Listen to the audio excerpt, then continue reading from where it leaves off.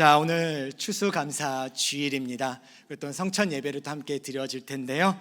오늘 계속해서 시편의 말씀을 가지고 함께 나누면서 우리를 구원하시고 또 우리를 다시 일으켜 주시는, 또 이렇게 세워 가시는 그 주님을 만나고 주님 앞에 그렇게 감사의 고백을, 믿음의 고백을 할 수 있는 그러한 시간 될 수 있기를 간절히 소망합니다.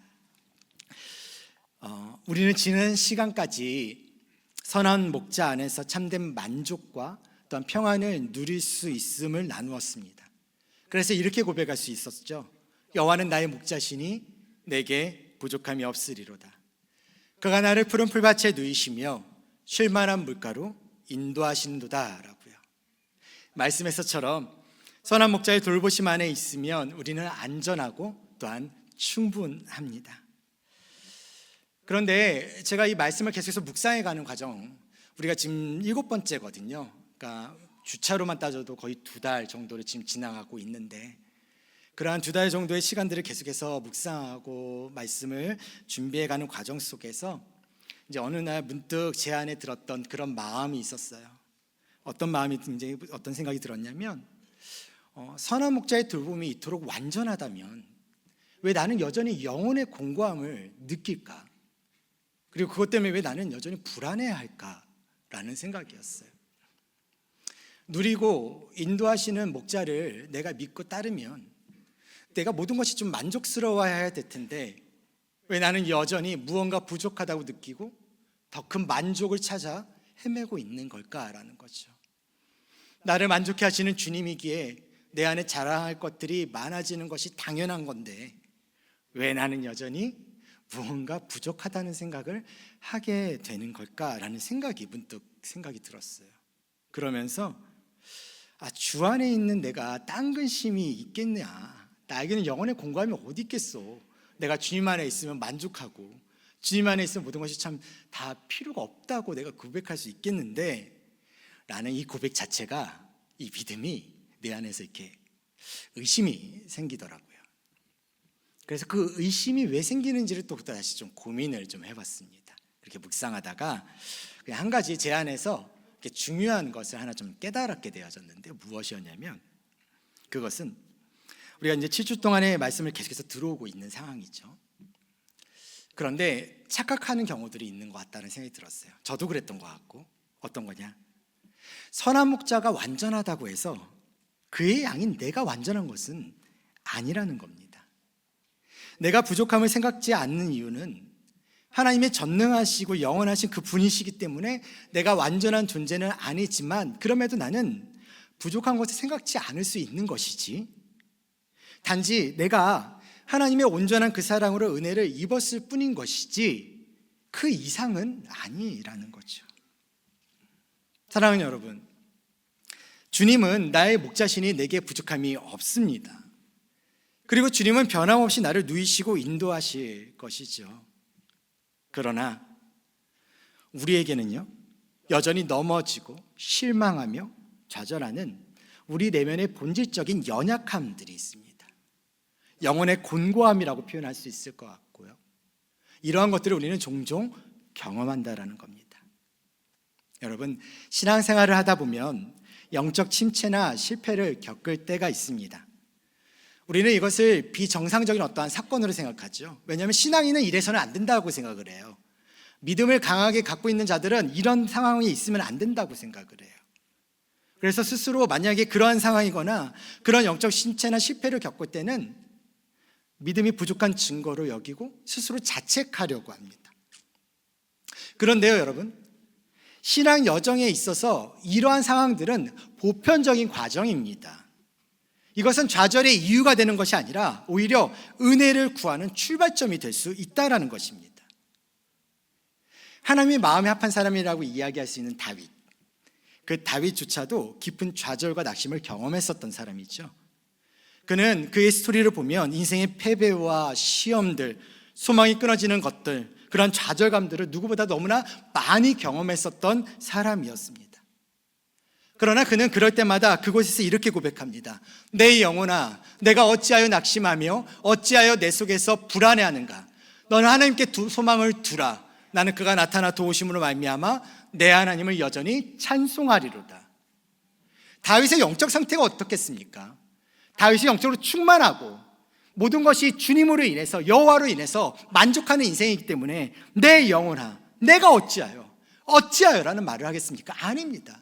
스스로를 바라보며 스스로의 한탄과 스스로의 연약함 가운데 너가 어찌하여, 야 영수야, 네 마음 가운데 왜 네가 어찌하여 여기까지 영적 공고함 속에 있냐? 너가 바라봐야 될 게 하나님인데, 너가 소망을 둬야 될 게 하나님인데 라고 스스로에게 끊임없이 외치고 있다는 것입니다. 이것은 자신의 목자이신 하나님이 어떤 분이신지를 깊이 신뢰했기에 가능했던 고백이죠. 그리고 우리는 신앙생활을 하며 우리가 믿는 하나님, 그 하나님을 깊이 있게 신뢰하기 위해, 하나님을 알기 위해 끊임없는 신앙의 여정으로, 아마 여러분들 중에서는 20년, 30년, 아니면 50년, 60년 전부터, 아니 누군가에게는 바로 1년 전, 아니 한 달 전부터 시작해서 한 걸음 한 걸음 내딛으며 주님을 신뢰하기 위해 지금의 길을 걸어가고 계실 겁니다. 자신이 넘어질 수밖에 없는 연약한 양임을 인정하는 것, 그리고 그것과 동시에 넘어진 자신을 반드시 일으켜 세우실 신실한 목자에게 소망을 두었던 것이 다윗인 것처럼 우리의 삶도 그러한 삶의 모습으로 살아나기를 간절히 원합니다. 오늘 우리는 3절의 짧은 구절을 이야기할 겁니다. 내 영혼을 소생시키시고. 영혼의 곤고함이 있는 절망의 자리에서 다시 일으키시는 하나님의 놀라운 회복의 은혜가 무엇인지를 우리가 이 말씀을 통해서 보면서 오늘 추수감사주의 성찬 예식을 통한 은혜의 깨달음들이 그럼에도 불구하고 감사하는, 아니 바로 이것 때문에 내가 더 주님 앞에 감사함으로 나아갈 수 있는 사랑하는 우리 서연의 가족들 될 수 있기를 간절히 소망합니다. 우리 신앙의 여정에서 아까도 말씀드렸지만 넘어짐이라는 것은요, 영적인 공고함이라는 것은요, 영적인 결핍이나 실패에 대한 부분들은 필연적으로 겪게 되는 일입니다. 여기서 넘어짐의 참된 의미가 무엇인지를 아는 것이 중요한데요, 그러려면 우리가 계속해서 시편 23편에 또한 양에 대한 이야기를 계속해서 하고 있었기 때문에 그 양에 대한 이야기를 좀 생각해 보면서 양이 가지고 있는 또 다른 한 가지의 특성, 중요한 이 양이 가지고 있는 속성을 좀 생각해 보면서 우리가 우리 자신을 좀 돌아볼 수 있었으면 좋겠습니다. 양은 잘 넘어집니다. 양은요, 몸에 비해 다리가 짧아 쉽게 넘어지고 한 번 넘어지면 혼자 힘으로 잘 일어나지 않습니다. 자, 여기에서 제가 말하는 단어의 이 넘어짐이라는 것은 뒤집혀졌다라는 말의 의미입니다. 그래서 한 번 뒤집힌 양의 상태는요, 절망적일 수밖에 없는데요. 자, 이것은 네 가지 측면에서 좀 간단하게 설명을 드릴게요. 첫 번째는 물리적인 무력감이라는 거예요. 어떤 거냐면 등이 이제 땅에 닿은 채 하늘을 향해 네 발을 허우적거리는 양의 모습을 한번 좀 상상해 보시기 바랍니다. 미친 듯이 발버둥 쳐보지만 혼자서는 결코 바로 설 수 없다는 거예요. 스스로의 힘으로는 아무것도 할 수 없는 무력한 상태에 빠지는 것. 그래서 양은 극심한 두려움과 좌절감 속에서 그저 애처롭게 울부짖을 뿐이죠. 영상 하나 볼까요? 양 한 마리가 누워서 발버둥 치고 있습니다. 사람이 다가가자 더 발작을 하는 녀석. 양을 똑바로 세워주자 별일 없이 뛰어갑니다. 양들은 새끼를 갖거나 털이 많아지면 그 무게 때문에 뒤집히는 경우가 있는데요, 이때 뒤집힌 양은 혼자 힘으로 일어서기가 힘들다고 합니다. 그래서 이런 양들을 발견한다면 바로 뒤집어 줘야 한다고 하네요. 네, 자, 머릿속에서 그려지시죠? 뒤집혔다는 게 어떤 의미인지, 그리고 스스로 못 일어나고 있는 양의 모습. 우스꽝스러울 수 있지만 그 양의 모습의 무력감으로 그가 나타나게 되는데, 왜 이것이 양의 상황이 절망적일 수 있냐라는 제가 단어를 사용했냐면 두 번째, 생리적인 위협 때문입니다. 무슨 말이냐? 이렇게 뒤집어진 상태에서 단순하게 이제 불편한 거잖아요, 솔직히 처음에는. 근데 이 불편함을 넘어서 이것이 생명의 위협으로 직결된다는 거예요. 왜냐하면 양은 되새김 동물입니다. 뒤집힌 채 극심한 두려움과 스트레스를 받기 시작하는 거죠. 그러다 보면 네 개의 위 중에서 첫 번째 위에 가스가 차기 시작하는 거예요. 차오르기 시작합니다. 그 때문에 혈액의 순환이 막혀가고 사지가 굳게 되어지고 결국 혈액 공급이 끊어져 죽음에 이르게 됩니다. 이게 양의 상태에서 벌어지는 상황인데요, 이것뿐만이겠습니까? 외부적 유입 위협이 있습니다. 설상가상으로 이렇게 무방비 상태로 있는다 할지라도 어떤 상황이 되는 거죠? 맹수들의 손쉬운 먹잇감인 거죠. 뒤집혀진 지 어떻게 도망치겠습니까? 허우적거리다가 결국에는 그냥 슬슬 걸어온 맹수 앞에 먹혀 가게 된다는 겁니다. 그리고 이것은 보편적인 경험들입니다. 양이 갖고 있는 보편적인 모든 상황들의 경험이에요. 양이라는 지칭을 하고 있는 동물이라면 당연히 다 그렇습니다. 예를 들어서 그 중에 특별히 연약하거나 병들거나 우리가 이야기할 수 있는 말로 어떤 죄가 많거나, 아니요, 몸집이 크거나 가장 살이 적거나 가장 힘세거나 그 양떼의 우두머리라 할지라도 모든 양은 쉽게 뒤집어질 수 있고 심지어 죽음에 이를 수도 있습니다. 이러한 뒤집힌 양의 모습은요, 바로 죄와 절망에 빠진 우리의 영적 현실을 잘 보여줍니다. 물론 차이는 있습니다. 양은 약하고 어리석지만 인간은 악하고 죄를 따라가죠. 양은 길을 잃고 방황하지만 인간은 스스로의 의지로 발을 구르며 죄악의 길로 멀리 길을 떠나갑니다. 하나님의 자녀도 넘어질 수 있습니다. 영적으로 낙담하거나 정신적으로 무력감을 느끼기도 합니다. 하나님의 자녀라는 존귀한 신분을 가졌음에도 불구하고 세상의 유혹에 쉽게 마음을 빼앗기고 지금 누리는 만족을 넘어 더 큰 무언가를 찾아 계속해서 헤매고 있을 뿐이라는 거죠.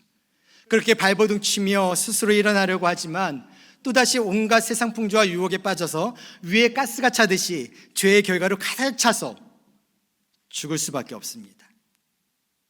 그러므로 우리에게는 반드시 우리를 찾아와 일으켜 세워줄 선한 목자가 필요하던 것입니다.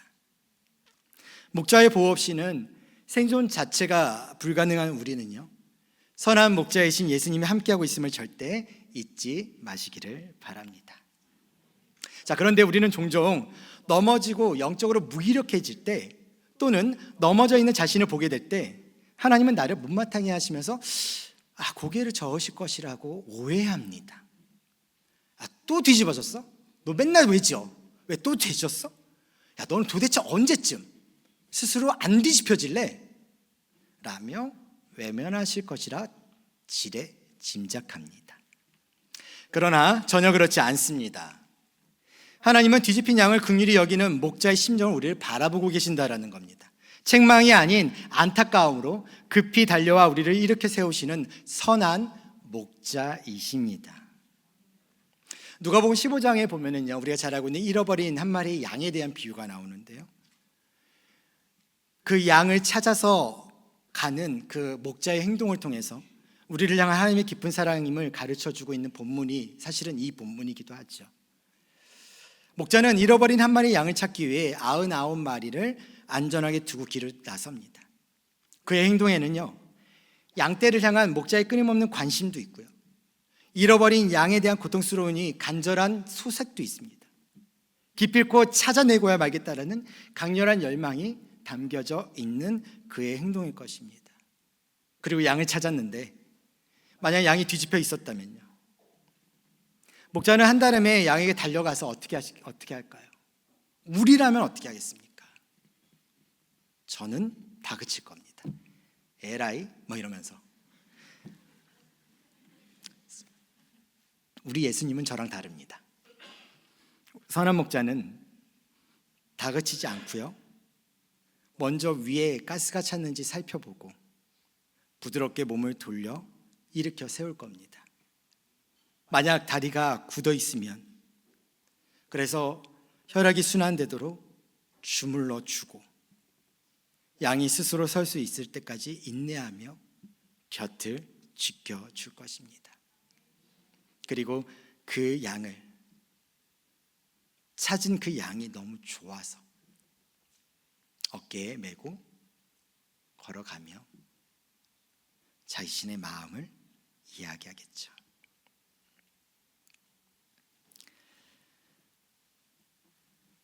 이것이 우리의 연약함을 다 아시고 가장 섬세한 방법으로 우리를 회복시키는 주님의 따스함인 것입니다.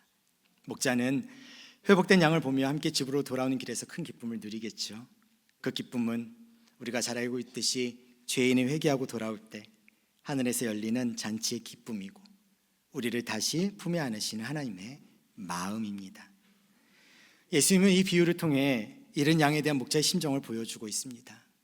찾아가며 죽진 않았는지, 내가 찾는 것이 너무 늦은 것은 아닌지, 노심초사하며 찾다가 마침내 찾아서 돌아오는 그 심정을 이 본문은 우리에게 보여주고 있죠.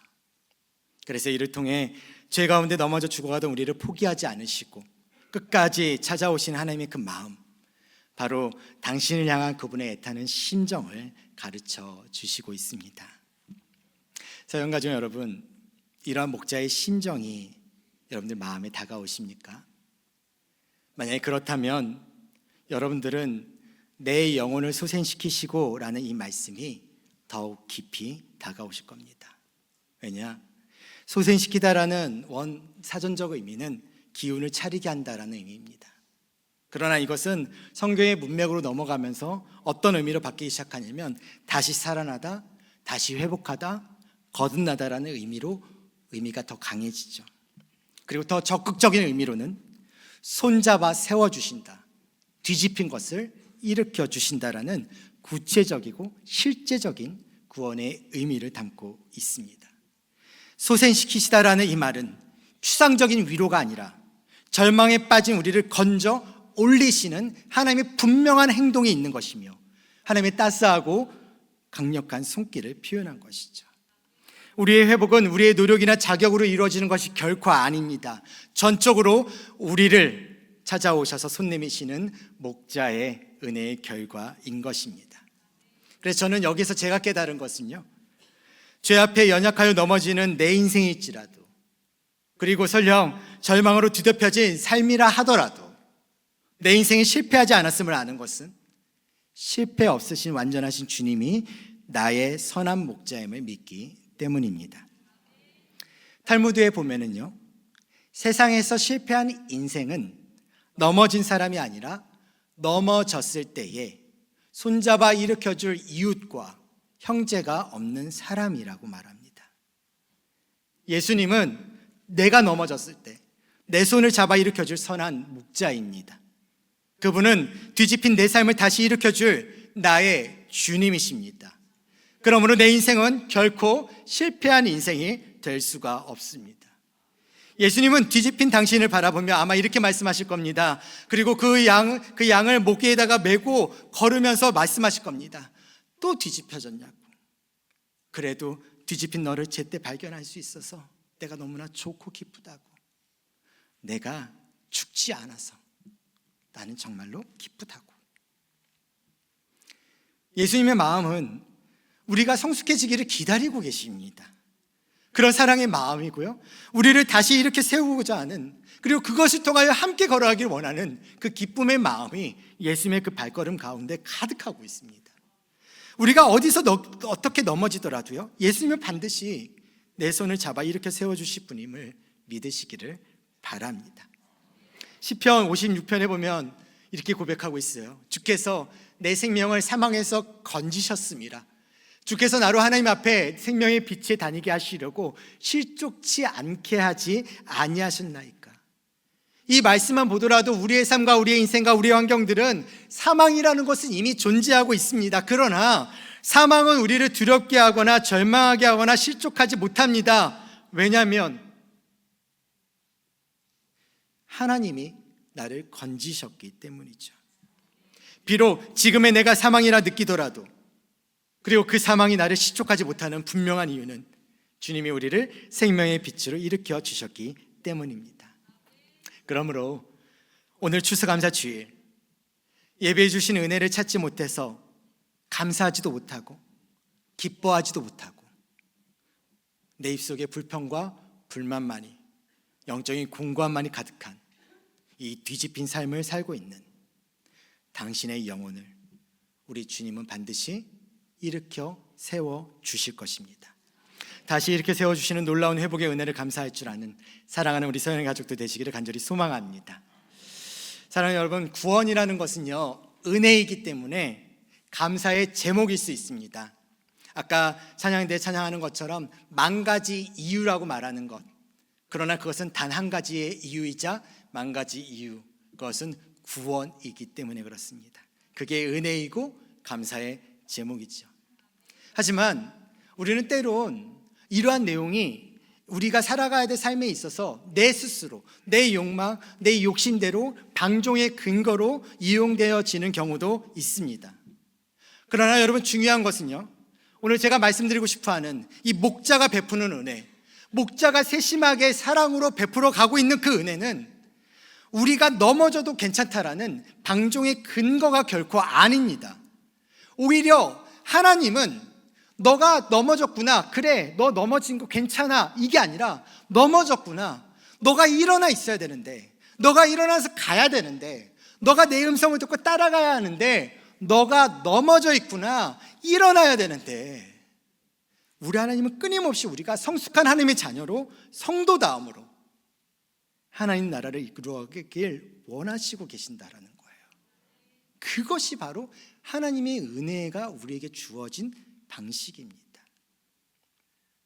그러면 우리는 그런 생각을 해봐야 되겠죠. 그래, 그렇다면 이제 나는 안 넘어져야 될 텐데, 뒤집혀지지 않아야 될 텐데, 그럼 어떻게 하면 나는 안 뒤집혀질 수 있을까? 그런데 양이라는 이름 하나만으로도 다 뒤집혀진다면서요. 다 뒤집혀집니다. 아무리 노력해도 우리는 뒤집혀질 수밖에 없습니다. 그러면 방법은 하나죠. 덜 뒤집혀질 수 있는 방법을 찾으면 되겠죠. 안 뒤집혀질 수는 없지만 덜 뒤집혀질 수는 있겠죠. 그러려면 양이 왜 어떻게 뒤집혀지는지를 우리가 생각해 본다면, 그 반대로 이렇게 살면 덜 뒤집혀질 수 있겠구나라는 것을 알 수 있을 것 같습니다. 자, 그래서 세 가지 좀 우리 신앙에 좀 적용해 볼 것을 말씀드리고 싶은데요. 첫 번째는 무엇이냐면, 나를 안주하게 하는 것을 경계하십시오. 양은요, 평평한 곳보다 약간 몸을 감싸주는 듯한 그런 안정감을 줄 수 있는 약간 오목한 곳, 움푹한 곳을 눕기를 원합니다.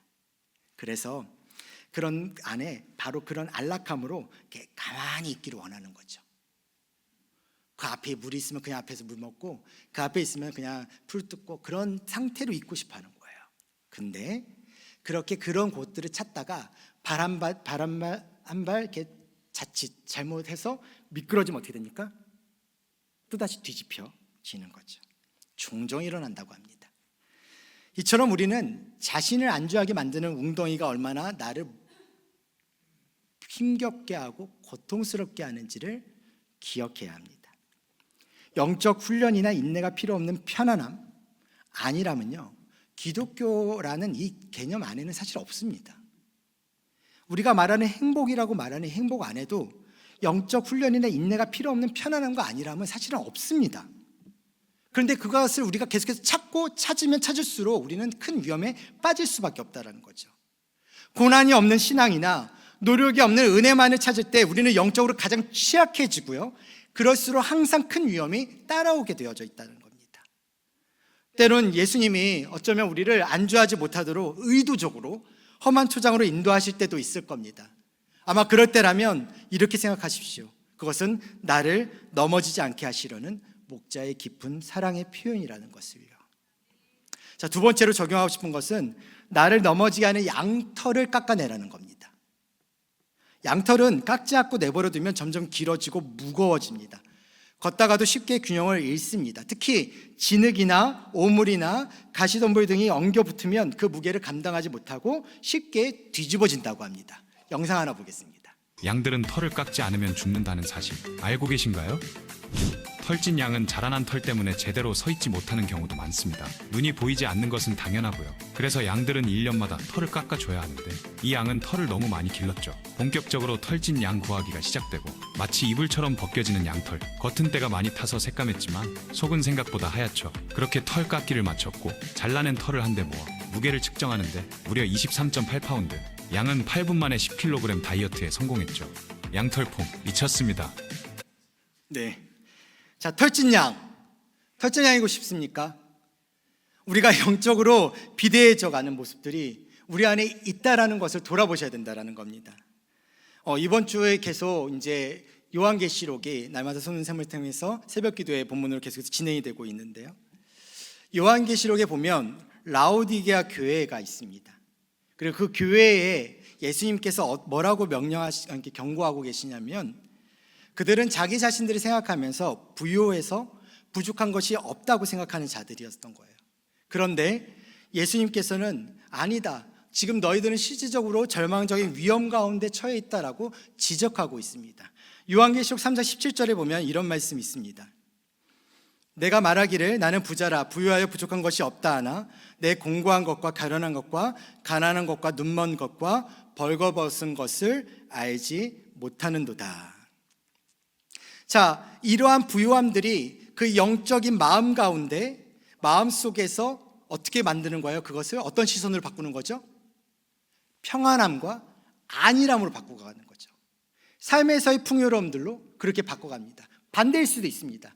내가 아무것도 없습니다. 아무리 노력해도 부유하지 못합니다. 아무리 노력해도 쌓아둘 수가 없습니다. 그럴 때 우리의 마음과 우리의 시선이 어디로 가는 줄 아십니까?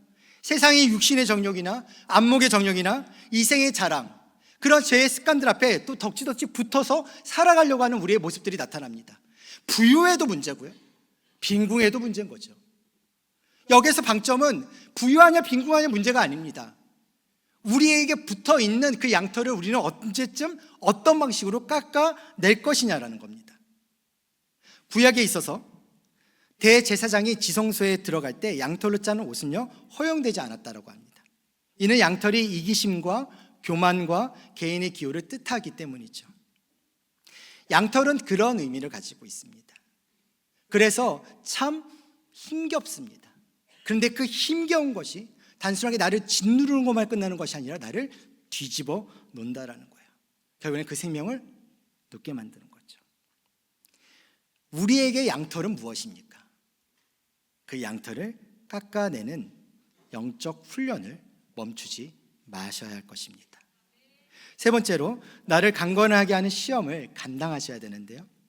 양은 너무 살이 쪄 비대해진 양은요 자신의 몸을 제대로 가누지 못해 쉽게 뒤집어지고, 한번 뒤집어지면 일어나기가 더욱 힘듭니다. 이것은 이 안에 물질적인 어떤 풍요들, 표면적인 어떤 성공들에 대한 모습들을 우리가 볼 수 있죠. 왜냐하면 그 속에서 나타나는 것이 무엇입니까? 영적인 나태와 연약함들입니다. 하나님을 찾지 않습니다. 하나님의 문 앞에 서서 두드리고 계시는데, 우리 주님이 두드리고 계시는데도 우리는 열지 않는 모습으로 살아가는 모습이죠. 아까 라오디게아 교회의 모습들을 잠깐 이야기를 했는데요. 라오디게아 교회는 실제 라오디게아 교회가 있는 라오디게아 지역은 실제로 지진에 의해서 2번 정도 그 지역의 도시가 무너진 역사가 있습니다. 첫 번째 도시가 무너졌을 때는 그들은 로마의 지원을 받아서, 원조를 받아서 다시 그 도시를 세웁니다. 그리고 약 50년 후에 그 라오디게아 교회가 무너졌을 때 그들은 로마의 원조를 받지 않습니다. 왜요? 그 사이에 그들은 수많은 부를 축적하게 됩니다. 그래서 로마의 원조를 받지 않아도 스스로 그 도시를 세울 수 있었죠. 무너지고 파괴되어지고 아무것도 없다고 생각했었던 그 순간에도 그들의 마음 가운데에는 자신들이 가지고 있는 것이 있었습니다. 그래서 자신들이 가지고 있는 것, 그 부유함으로 그들은 그들의 삶을 영위해 갈 수 있었죠. 그들의 삶의 흔적 안에는 예수님에 대한 존재, 예수님을 찾는 것, 예수님을 바라보는 그 모든 시선은 하나도 없었습니다. 그냥 문 밖에 서서 끊임없이 두드리고 계시지만 그 문을 열 일이 없기에, 열 필요가 없기에 그들은 그 부유함 속에 있었죠. 그랬을 때 예수님께서 그들을 어떻게 보고 있었습니까? 너의 곤고함과 가련함과 가난한 것과 눈먼 것과 벌거벗은 것을 너희는 부유함 때문에 알지 못하는도다 라고 말합니다. 예수님은 때때로 시련과 어려움을 주셔서 우리로 쉬지 않게 하실 것입니다. 이것은 우리를 괴롭게 하자는 것도 아닙니다. 우리의 죄 때문에, 죄의 대가 때문이 아닙니다. 예수님은 우리가 그 죄의 양털들을, 우리가 갖고 있는 그 살찐 우리의 영적인 나태함과 두려움들을 솎아내서 깎아내고 살이 빠지게 함으로 인해서 건강하게 뒤집혀지지 않도록, 덜 뒤집히도록 예수님께서 우리를 끊임없이 트레이닝하고 계신다라는 것입니다. 우리 예수님은요, 우리가 감당할 수 있는 것을 기대하거나 요구하지 않으십니다. 그러니 안심하십시오.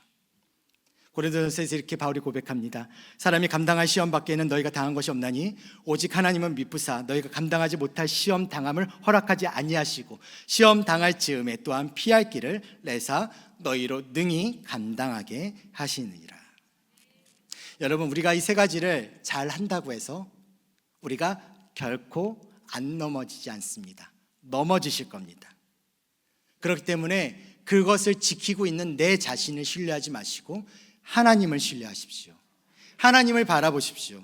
하나님께서 나를 너무나 잘 아시기 때문에 나를 그 상황 속에서 인도해 가실 하나님을 바라보며 하나님의 말씀 가운데 순종하며 살아낼 수 있는 우리 서연의 가족들 될 수 있기를 간절히 소망합니다. 말씀을 맺습니다. 우리는 뒤집혀져 무력하게 발버둥 칠 수밖에 없는 존재입니다. 언제나 두려움과 좌절을 경험할 수밖에 없습니다. 그러나 바로 그 뒤집혀진 절망의 자리에서 반드시 다시 일으켜질 것이고 참된 안식과 평안을 누리게 될 것입니다. 왜냐하면 우리의 소망은 결코 흔들릴 수가 없습니다. 나의 선한 목자는 자신의 아들을 내어 주기까지 사랑한다고 말씀하셨던 하나님이고, 나의 선한 목자는 자신의 사람들을 사랑하시되 죽음으로 끝까지 사랑하셨던 예수님이기 때문이며, 나의 선한 목자는 뒤집혀진 삶에서 발버둥 치고 있는 우리에게 목자가 필요함을 깨닫게 하신 성령님이기 때문입니다. 이 소망을 붙든 당신에게 오늘도 주님은 말씀하십니다. 내 영혼을 소생시키시고 자기 이름을 위하여 이 길로 인도하신도다. 그러므로 피곤한 손과 연약한 무릎을 일으켜 세우고 너희 발을 위하여 곧은 길을 만들어 저는 다리로 하여금 어그러지지 않고 고침을 받게 하라. 여기 말씀처럼요, 피곤한 손과 연약한 무릎을 일으켜 세워주실 주님의 은혜를 붙잡으십시오. 그러면 다시 일으켜 세워갈 것입니다.